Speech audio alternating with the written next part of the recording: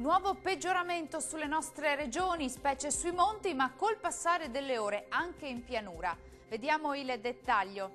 Sul Veneto tempo in peggioramento dal pomeriggio, soprattutto in serata sulle aree settentrionali con temporali diffusi, la sera anche verso il Veronese e localmente verso le alte pianure. Nubi in aumento altrove, ma tempo più asciutto.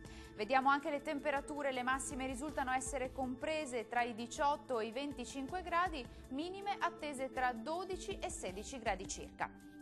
Andiamo ora a vedere che tempo farà sul Friuli Venezia Giulia. Peggiora anche in questo caso dalle ore pomeridiane con rovesci e temporali sparsi, più intensi sulle aree centro-orientali. Temperature massime sui 20-24 gradi, minime intorno ai 16-17 gradi circa. E raggiungiamo infine il Trentino Alto Adige. Anche qui torna a peggiorare il tempo con l'arrivo di rovesci e temporali diffusi ovunque, più intensi verso sera.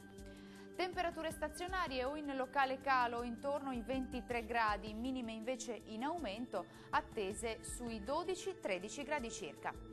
Il mare sarà mosso, localmente poco mosso sulla laguna di Venezia, e i venti moderati meridionali. Dal meteo di Antenna 3 per ora è tutto, arrivederci.